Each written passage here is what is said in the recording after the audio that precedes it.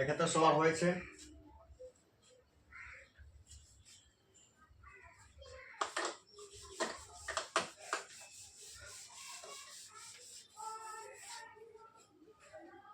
তাহলে এবার যদি আমি বলি তারা চোর ছিল, তো আগে বলো তারা ছিল ইংরেজি কি বলেছিলাম, সূত্রটা সবসময় সাবজেক্ট তারপরে ভার্ব, সেক্ষেত্রে ভার্ব 1 হোক ভার্ব 2 হোক যাই বসবে তা বোঝাবে। তারা ছিল ইংরেজি দে ওয়ার, চোর ইংরেজি ঠিক, দে ওয়ার ঠিক।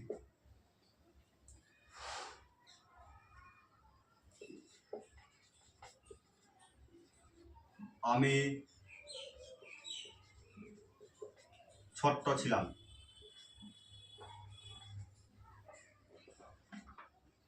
বা আমি শিশু ছিলাম, শিশু লিখলে ভালো হয়, আমি শিশু ছিলাম।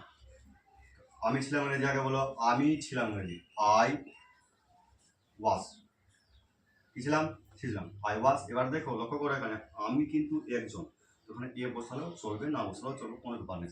I was a child, CHILD। চাইল্ডের কিন্তু প্লুরাল হয় চিলড্রেন, এখানে চিলড্রেন কিন্তু বসা না, চিলড্রেন বসালে কিন্তু ভুল।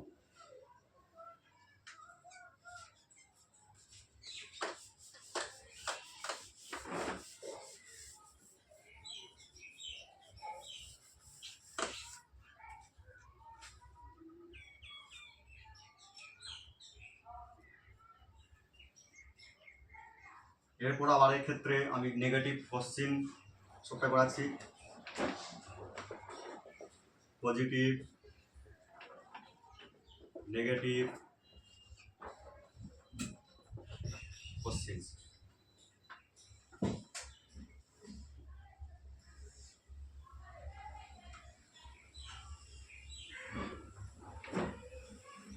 দেখো অনেকে আমার কাছে কিন্তু টাকা দিয়ে টিউশন করে আসতে আসে, ওই শিখে। ইউটিউবে ফেসবুকে বলো কোনো টাকা লাগবে না, ভিডিও দেখলে ফ্রি কষ্ট তোমরা শিখতে পারবে এগুলো। তো একটা ভিডিওটাকে একটু কাজে লাগাবা, ইউজফুল হবে তোমাদের। এরকম বললাম তুমি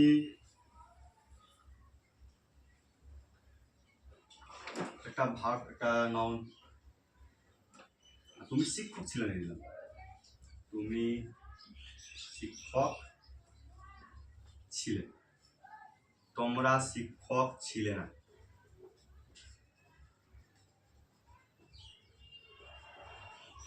তোমরা তো তুমি দিয়ে করছো সব, তুমি শিক্ষক ছিলে না।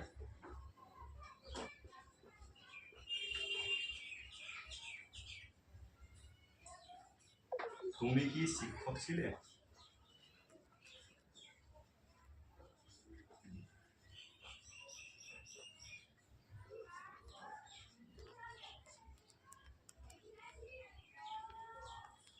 তুমি ছিলে ইংরেজি ইউ ওয়ার টিচার। তুমি শিক্ষক ছিলে না কি বলছিলাম, ভার্ব বি ভার্বের পরে নট বসাবো, বি ভার্ব কি আছে এখানে ওয়াজ এর, তাহলে কি করবো এখানে তুমি শিক্ষক ছিলে না ইউ ওয়ার নট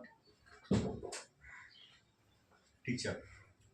তুমি কি শিক্ষক ছিলে, এবার কি করবো বি ভার্বটাকে আগে বসিয়ে দিব, সামনে বি ভার্ব তারপর লাস্টে যা অবশিষ্ট থাকে বসিয়ে দিব। ওয়ার হলো বি ভার্ব,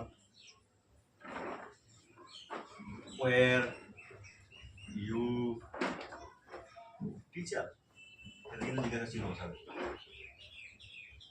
তুমি কি শিক্ষক ছিলে? একটা করে উদাহরণ বললাম, বাড়িতে নিজে প্র্যাকটিস করার চেষ্টা করবো। ক্লাস 5 আর হাইলাইটস বইয়ে কিন্তু এমএস আর ওয়াস এর সম্পূর্ণ